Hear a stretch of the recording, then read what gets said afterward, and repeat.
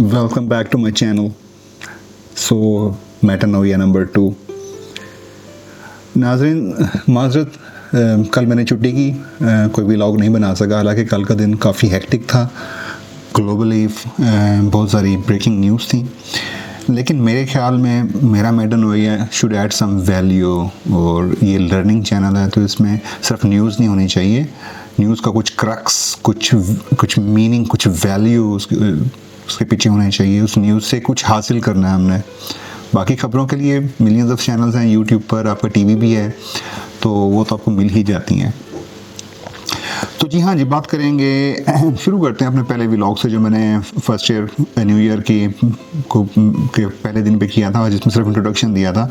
अगर आपको याद हो तो उसमें मैंने कहा था कि 2025 जंगों का साल रहा है, और 2026 में मैंने दुआ की थी कि अल्लाह करे कि ये जंगें रुक जाएं और कुछ अमन आए दुनिया में। लेकिन मेरे ख़दशात इसके बरअक्स हैं। अगर आप चाहें तो मेरा वो व्लॉग दोबारा जाकर देख सकते हैं। उस पेशेन गोई को या प्रेडिक्शन को अभी महज 2-3 दिन ही गुजरे हैं। आज 4 तारीख है, तो पहले को किया था, तो इट्स बिटवीन ओनली 2 और 3 डेज इन बिटवीन। तो हुआ कुछ ऐसे ही जैसा कि मेरे ख़दशात थे। मैंने कहा था कि ये जो एक जंग है जो ब्रू हो रही है बिटवीन अमेरिका एंड वेनेजुएला, ये नज़र आ रही है कि शायद होगी। लेकिन at the same time I agree, मैंने ये भी कहा था कि शायद ये सिर्फ पॉलिटिकल थ्रेट तक रहे और डिप्लोमेटिक लेवल पे ये जंग हो। शायद ये फील्ड में वेपन्स के साथ उस तरह नहीं होगी।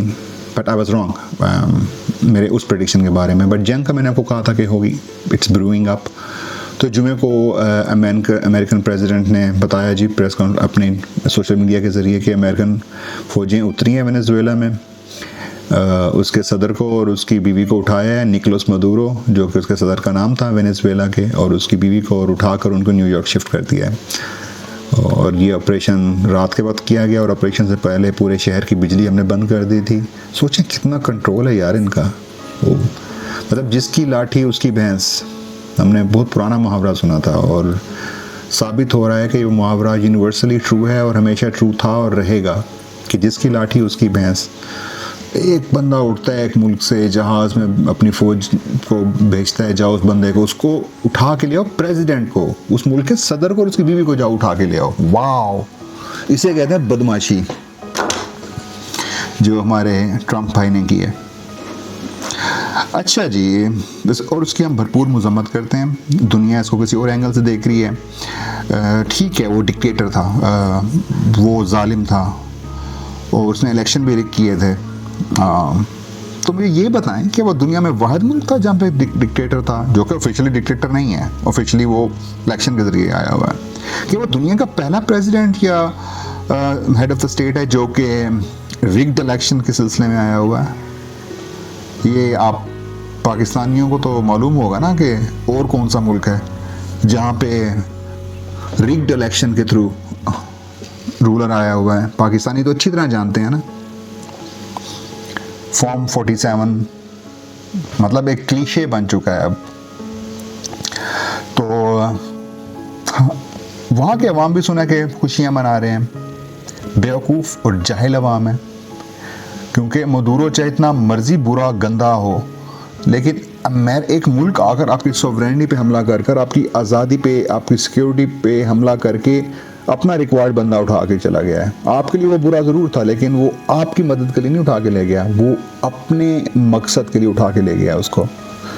सो शेम ऑन यू जो सेलिब्रेट कर रहे हैं। ठीक है, मदुरो वाज बैड पर्सन, और वो उसकी हिस्ट्री सभी के सामने है। जिस तरह वो पावर में आया तो एक बस ड्राइवर था, एक बस ड्राइवर 1999 तक या उसके बाद तक भी शायद।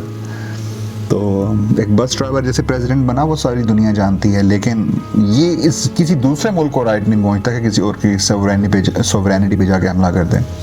ओके जी, अब ज़रा इसका पोस्टमार्टम करते हैं इस हमले का। यार, लोग समझते हैं कि शायद ये कोई सियासी मसला है, या वाकई वो ड्रग्स वाला मसला है, मंशियात का, जो कि ट्रम्प क्लेम करता है, या फिर ये कोई पर्सनल या पर्सनैलिटीज़ की वॉर थी। ना सोनिया ना, यह फिल्म ਅਸੀਂ पहले भी देखी है। ये ड्रामा, ये मूवी, ये स्क्रिप्ट हम पहले देख चुके हैं। कोई नया शो नहीं लाया। ये कोई नेटफ्लिक्स भी अगर ये शो दोबारा चला दे तो पिट जाएगी, लेकिन ये सब दुनिया में power is might, you know. तो ट्रम्प ने वही स्टोरी चला दी जो जॉर्ज डब्ल्यू बुश ने चलाई थी आज से कोई 25 साल पहले, 22 साल पहले।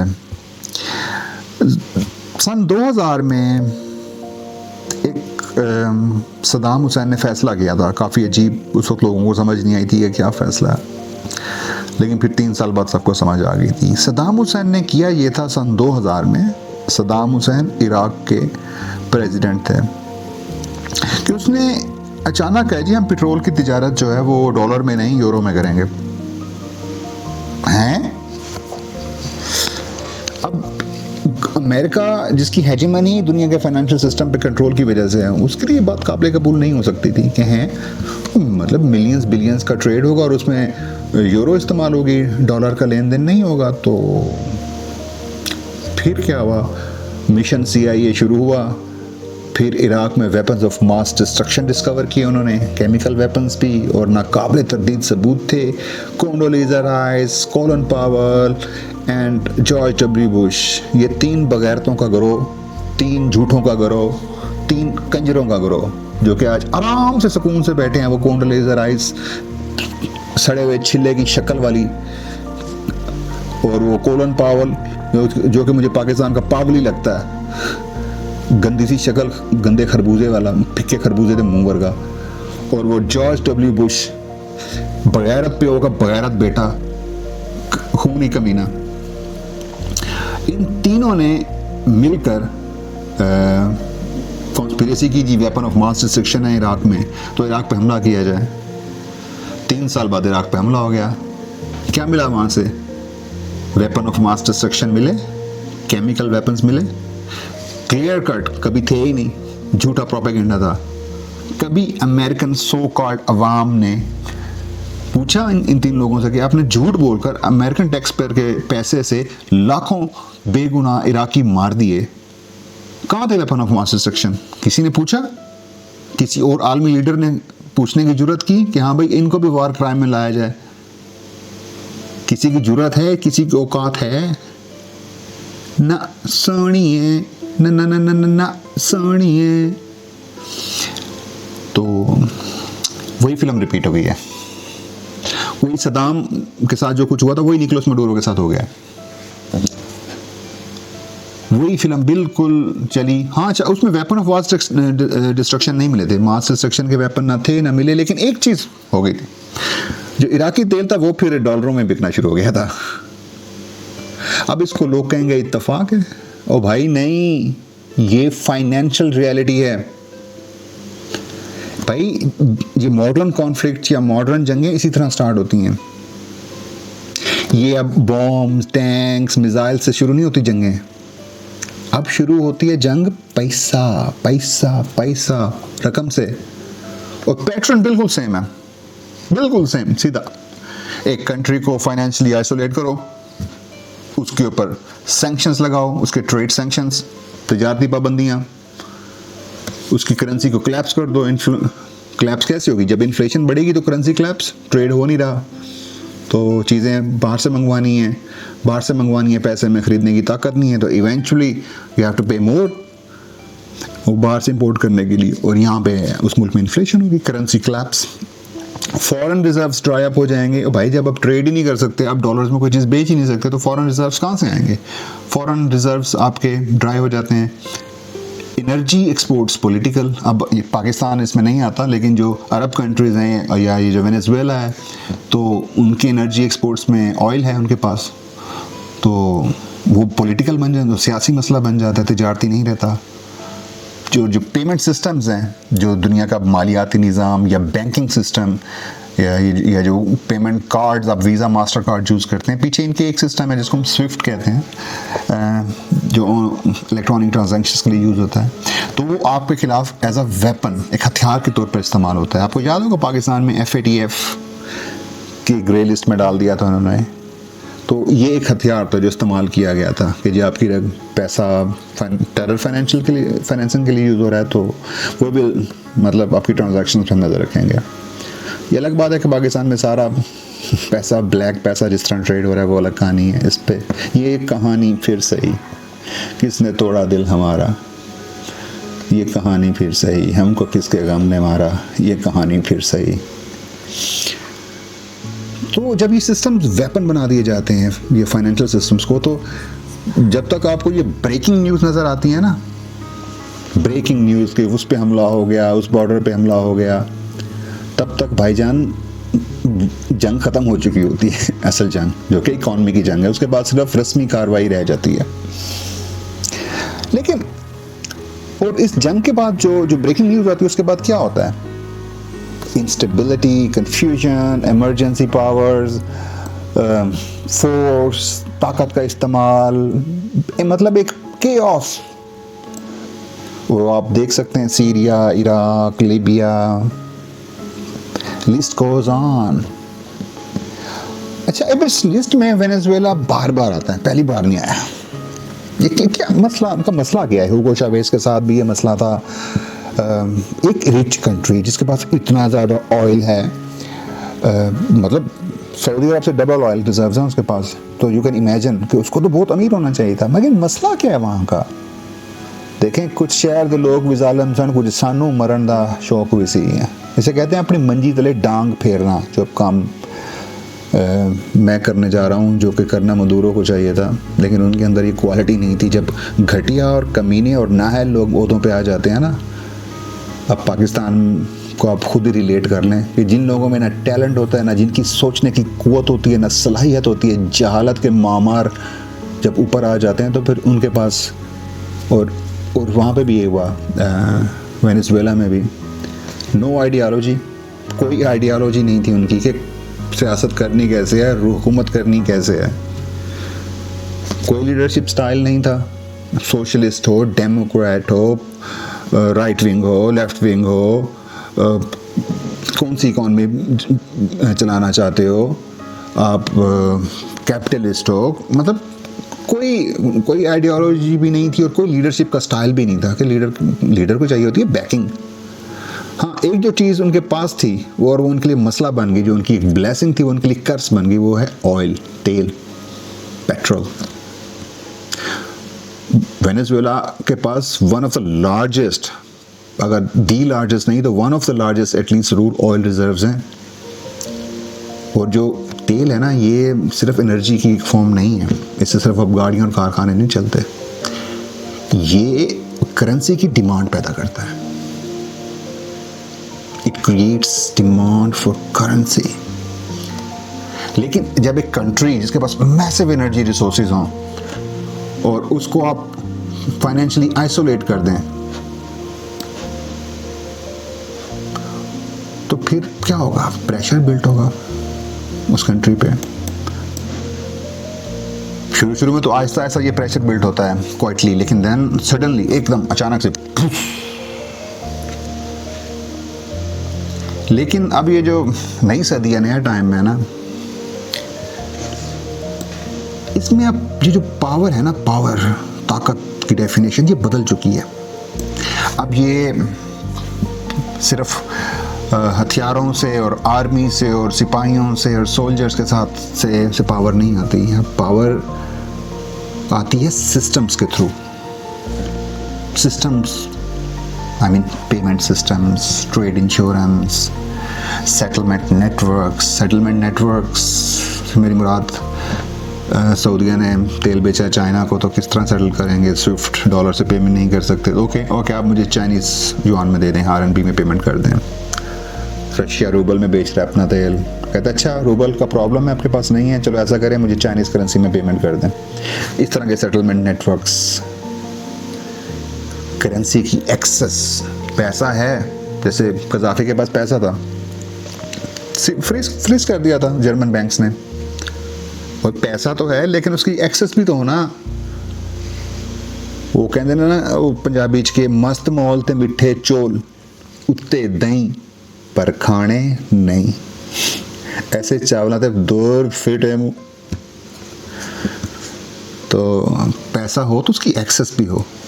अब रिसेंटली जो Russian oligarchs, so called oligarchs, और रशियन गवर्नमेंट के अकाउंट फ्रीज कर दिए हैं कुछ मुल्कों ने, तो क्या उन बैंक्स पे, उन सिस्टम पे ट्रस्ट रहेगा उनको? करेंसी की एक्सेस रिजर्व स्टेटस, रिजर्व से मेरी मुराद है कि किसके मुल्क में सोना चांदी, उसके gold, dollar, foreign currencies, total reserves कितने हैं, इन सब चीज़ों को मिलाएं तो अब पावर यहाँ से आती है। ये सिर्फ 100 मिज़ाइल हैं हमारे पास, 1 लाख मिज़ाइल हैं, 4 लाख बम हैं, 6 लाख आर्मी के लोग हैं, लेकिन ना मेरे पास कोई फाइनेंशियल सिस्टम है, ना मेरे कोई रिजर्व्स हैं, ना मेरे कोई ग्लोबल सेटलमेंट नेटवर्क्स हैं, ना मेरे पास मेरी करेंसी की एक्सेस है, पैसे पड़े हैं किसी और अकाउंट में, पेमेंट की ट्रेल्स या रेल्स नहीं है, कोई ट्रेड इंश्योरेंस नहीं है कि कोई गारंटी नहीं है कि मैं चीज़ें बेच सकूँगा, तो फिर वो पावर किसी काम की नहीं, एक्चुअली फिर आप पावरफुल हैं ही नहीं। तो भाई ये आज की नई पावर। आपके पास टैंक्स हों, जेट्स हों, सिपाही सोल्जर हों, लेकिन अगर आपके रिजर्व फ्रीज कर दिए जाएं, like in case of Russia जो हो गए, जो कज़ाफी के साथ किया था, लीबियन एसेट्स फ्रीज कर दिए गए, आपके तेल की इंश्योरेंस ही ना हो, कोई इंश्योर्ड ही ना हो, गारंटी ना हो कि तेल आपका किसी काम का भी है भी नहीं, कोई खरीदेगा भी या नहीं, आपकी करेंसी कोई ट्रेड ही सेटल ना कर सके, ग्लोबल पाबंदियां लग जाएं, तो ग्लोबल पेमेंट सिस्टम से अगर आपको काट दिया जाए, स्विफ्ट के सिस्टम निज़ाम से काट दिया जाए, आपकी कोई ऑनलाइन ट्रांजैक्शन ही नहीं हो सकती, तो इस तरह फिर आप अपनी कंट्री को कंट्रोल नहीं कर सकते। और ये सिर्फ वेनेजुएला के साथ नहीं हुआ, ये जो सब चीज़ें मैंने बताई हैं। मसला ये है कि अब दुनिया के सारे ममालिक देख रहे हैं कि ये उनके साथ भी हो सकता है, ये सबक सीख रहे हैं। अगर आपका पैसा किसी और के सिस्टम पर चल रहा है तो फिर आप सॉवरेन नहीं है भाई। आप पैसे कमा रहे हैं, बैंक में रख रहे हैं, बैंक अमेरिका कंट्रोल करता है या स्विट्जरलैंड कंट्रोल करता है, तो वो पैसे आपके नहीं हैं। पाकिस्तान में भी आपने देखा होगा बैंक अकाउंट फ्रीज हो रहे हैं कुछ लोगों के, कभी कभी अचानक हो जाते हैं। कमाएं वो बैंक में रखा, बैंक जो कि चलते हमारे पैसों से हैं, पब्लिक पैसों से हैं, इनको एनुअल स्टेटमेंट उठा के देखें, हमेशा अरबों के मुनाफे हैं, आपके पैसे से इनका बिजनेस चल रहा है, और वो आप ही का पैसा आप फ्रीज करके बदमाशी करें। ये 2% के हमारी पैसे पे पलने वाले 2% के कमीने लोग, ये बैंक मालकान को कह रहा हूँ, ये घटिया कमीने लोग हमारे अकाउंट फ्रीज करें, हमारे पैसों पे चलो और हमारे अकाउंट फ्रीज करो, बट सिस्टम आपके हाथ में नहीं है। और इसको बड़े स्केल पे ले जाएं, इंटरनेशनल लेवल पर। तो जब रशियन अकाउंट्स फ्रीज हो चुके हैं, वो लीबियन अकाउंट्स फ्रीज हुए थे, सदाम के एसेट्स फ्रीज हुए थे, याद है ना हमने 97 में जब एटमी धमाके किए थे, तो हमारे मर्द मोमिन मर्द हक नवाज शरीफ साहब ने फॉरेन करेंसी अकाउंट्स फ्रीज कर दिए थे। मतलब जिन लोगों ने अपने मुल्क में डॉलर्स यूरोस रखे हुए थे, उन्होंने कहा था नहीं छो हट, मैं लूँगा, तुम्हारे नहीं है, बदमाशी। तो इससे हुकूमतें और मुल्क या ख़ानदान ये सिस्टम्स नहीं चल सकते लोगों को। इवन उसका नतीजा क्या हुआ, अब पाकिस्तान में कोई बंदा कोई अपने डॉलर यूरो नहीं रखेगा, तो रखेगा बेवकूफ़ होगा उन लोगों का बड़ा। वहाँ पे तो रुपया नहीं रखना चाहिए, पैसे डॉलर यूरोस को तो छोड़ दें। अब ये जो कुछ वेनेजुएला के साथ हुआ है, दुनिया ने देखा है, जो रशिया के साथ हुआ था रिसेंटली हुआ है, जो लीबिया के साथ हुआ था, और अब जो मोस्ट रिसेंटली वेनेजुएला में हुआ है, दुनिया देख रही है उसको। अब उसके नतीजे में उसके कुछ चीज़ें जो कि पहले स्टार्ट हो रही थी, जैसे ब्रिक्स एक्सपेंड हो रहा था, आप देखेंगे वो तेज़ होगा। ब्रिक्स जानते हैं ना, एक ब्लॉक है, जिस तरह यूरोपियन यूनियन है 27 मुल्कों का ब्लॉक, UAE है जिसमें 7 रियासतें हैं, इस तरह ब्रिक्स एक ब्लॉक था जो शुरू में 5 ममालिक ने मिलकर बनाया था। दुनिया की 5 इमर्जिंग बड़ी इकॉनमीज थी, Brazil, Russia, India, China and south Africa, that's why उसका नाम ब्रिक्स था। अब उसमें और भी बहुत से ममालिक शामिल हो गए हैं। तो वो एक अल्टरनेटिव पेमेंट सिस्टम पे काम कर रहे थे पहले, अब वो और तेज़ कर देंगे। सेंट्रल बैंक्स जो कि पहले ही एक्चुअल रिजर्व्स खरीद रहे थे, रिकॉर्ड अमाउंट ऑफ गोल्ड खरीदा है बैंकों ने, जिसकी वजह से पिछले 5 सालों में सोने की कीमतें 700-800% तक जा चुकी हैं। अगर आप देखें बैंक्स क्यों सोना खरीद रहे हैं कि उन्हें हमसे ज़्यादा वो पैसे को जानते हैं। जितना हम पैसे को समझते हैं ना, ये पैसा है, ये यूं काम करता है, तो ये खरीद सकता हूँ, ये मेरा पेंशन फंड है, ये इंटरेस्ट रेट है, नो, हमसे ज़्यादा वो जानते हैं जिनके आप पपिट हैं, जो आपके पैसे से खेलते हैं। उन्होंने सोना ख़रीदा है रिजर्व्स के लिए, सेंट्रल बैंक्स ने अपने सोने के रिज़र्व खरीदे हैं। उनको पता है कि जंग लगेगी तो पेपर किसी काम का नहीं, और ये जंगें जिस स्पीड से फैल रही हैं, मैं अनफॉर्चुनेटली नई जंगें स्टार्ट होता देख रहा हूँ फ्यूचर में। सोने के बाद चांदी, ये शायद न्यूज़ में इतना ज़्यादा नहीं आया, लेकिन रिसेंटली अब आ रहा है कि 2025 के अंदर, पिछले एक साल के अंदर चांदी की कीमत 150%, 150% बढ़ी है। मतलब जो 100 रुपये की चांदी आती थी आज से एक साल पहले, अब वही चांदी 250 रुपये में आ रही है। किसी को शायद इन्फॉर्मेशन नहीं दी, क्योंकि ये रियल रिजर्व्स हैं, यही तो रियल करेंसी होती है। अब आप देखेंगे कि लोकल करेंसी के ट्रेड एग्रीमेंट्स इंक्रीज होंगे। जैसे ऑलरेडी बताया ना कि रशिया जो है वो तेल अपना बेचता है, कहते हैं ठीक है रूबल में खरीद लो, रूबल नहीं है तो चाइनीज युआन दे दो, डॉलर नहीं लूँगा, यूरो नहीं लूँगा। अब इस तरह जो रीजनल पावर्स हैं वो अपने बायलैटरल एग्रीमेंट्स को स्ट्रॉन्ग करेंगी, और ये वक्त की ज़रूरत है। अब वो अपने जो डॉलर का एक्सपोजर है इसको हमें, या बाकी ग्लोबल इकोनॉमीज को, उसको कम करना पड़ेगा। क्योंकि अगर आप इतने ज़्यादा डिपेंडेंट हो जाएंगे डॉलर के ऊपर, तो फिर कभी भी वो आपको अपने सिस्टम से निकाल देंगे ना जब आप, तो आप ऐसे लटके रहेंगे ऐसे, और फिर वो एक जहाज़ आकर आपको का बंदा उठा के ले जाएगा बीवी समेत। तकदीर के काजी का ये फतवा है अज़ल से, है मर्गे ज़ईफ़ी की सज़ा मर्गे मफा, है जुर्म ज़ईफ़ी की सज़ा मर्गे मफाजात। तकदीर के काजी का ये फतवा है अज़ल से, है जुर्म ज़ईफ़ी की सज़ा मर्गे मफाजात। कमज़ोर की सज़ा मौत, ये ब्रूटल ट्रुथ है। भाई डॉलर बुरा नहीं है, डॉलर को बुरा कहना शुरू ना कर दें। दुनिया में बड़ा वाइडली एक्सेप्टेड करेंसी है, डिफेक्टो वर्ल्ड करेंसी है। जिस मुल्क में आपके पास लोकल करेंसी ना हो, डॉलर दुनिया में हर जगह चल जाता है। लेकिन मसला यह है कि इसके ऊपर जो डिपेंडेंसी है ना, वो बहुत ख़तरनाक है कि आपका ट्रेड, आपकी इकोनॉमी, आपका फाइनेंशियल सिस्टम पूरा डॉलर पे डिपेंडेंट है। जब पैसा पॉलिटिसाइज हो जाए, सियासी हो जाए, क्योंकि पैसे की वैल्यू तो मॉनेटरी होनी चाहिए ना, लेकिन जब ये मॉनेटरी से पॉलिटिकल हो जाए ना, तो उसका पहला शिकार आम शहरी होता है।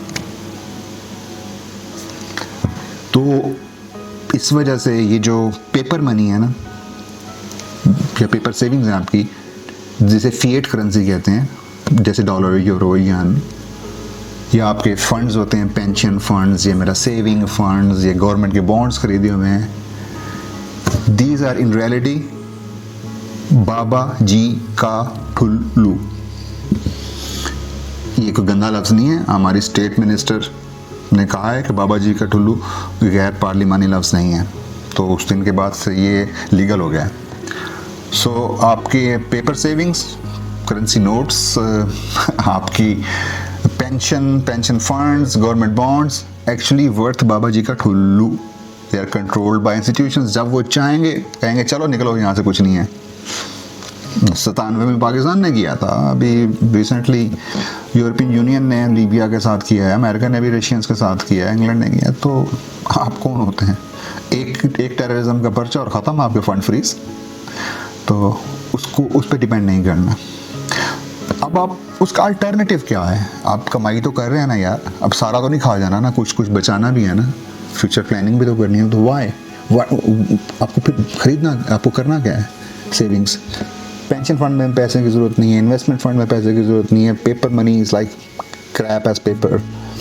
तो आप रियल एसेट्स खरीदें, और रियल एसेट्स जो रिसेंटली इमर्ज हुए हैं, हमेशा से, एक तो सदियों से वही थे, लेकिन अब वक्त ने साबित किया कि वही रियल एसेट है, हमेशा रहेंगे।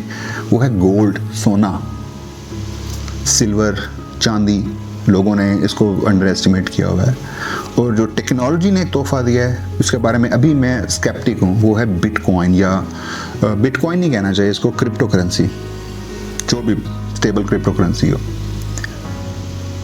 गोल्ड एक फिजिकल एंटिटी है, इसकी ज़रूरत रहेगी हमेशा, और इसकी ज़रूरत बढ़ती जा रही है।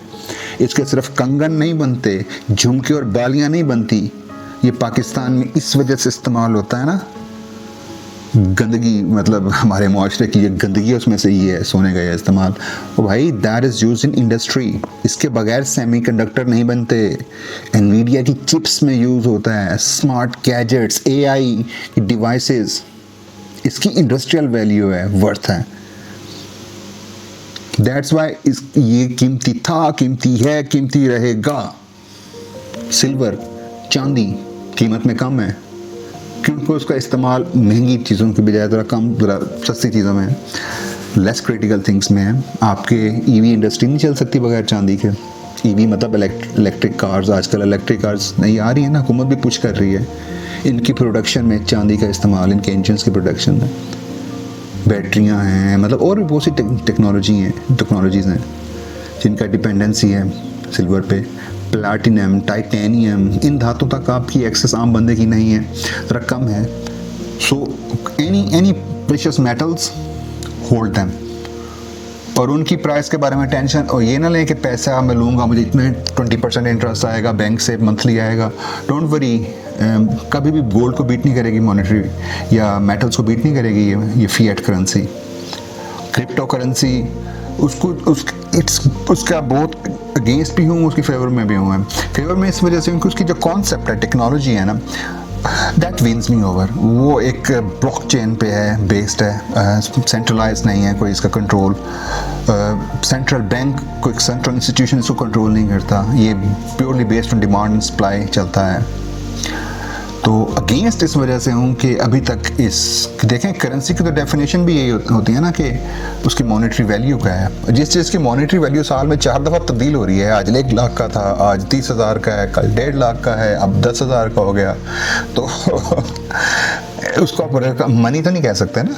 मतलब आपने घर खरीदा है, घर 2 बिटकॉइन का है, अब वो घर की वैल्यू क्या रह गई आपकी, अब वो 6 बिटकॉइन का हो जाएगा। तो वो भी इन्फ्लेशन वाला कॉन्सेप्ट तो वहाँ पे भी वहीं आ गया। अगर जब उसकी साल में 6 दफ़ा कीमत में यूं होना, तो आई गेस मैनिपुलेशन हो रही है।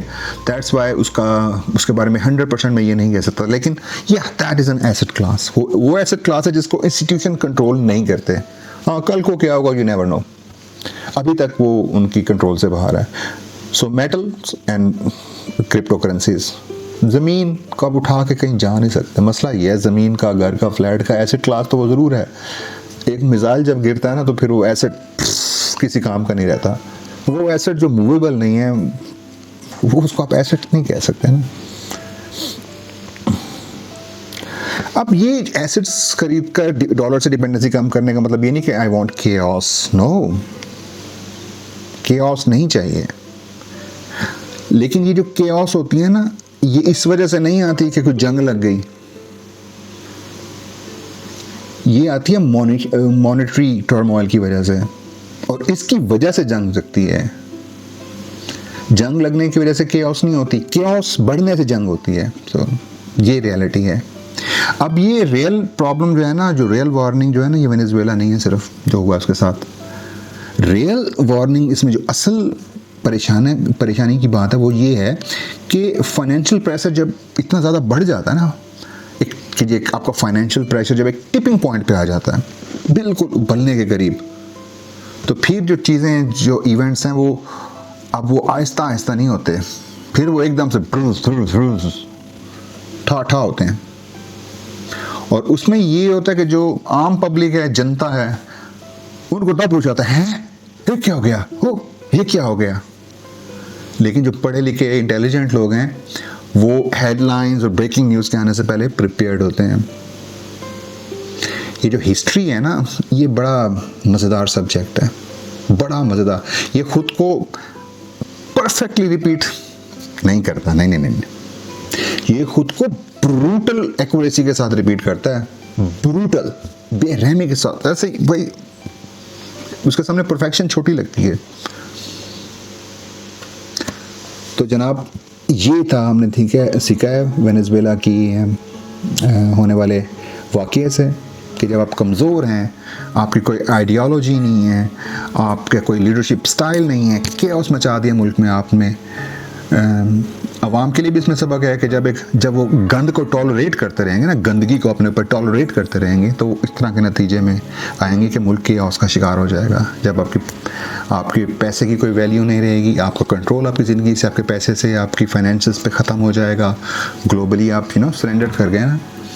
तो इसमें पूरी दुनिया की आवाम के लिए भी इसमें सबक है कि अपनी हुकूमतों पर चेक एंड बैलेंस रखें, नज़र रखें कि कौन सी गंदगी नाअहल निकम्मे लोग आके आपके ऊपर सवार तो नहीं कर दिए गए। ये स्पेशल मैसेज है थर्ड वर्ल्ड कंट्रीज़ के लिए, डेवलपिंग कंट्रीज़ के लिए। It's not only about Pakistan, global problem है डेवलपिंग कंट्रीज़ में। मेरा channel political like in this sense नहीं है कि मैं किसी पार्टी के अगेंस्ट या फेवर में बोलूँ, लेकिन ये चेक एंड बैलेंस पब्लिक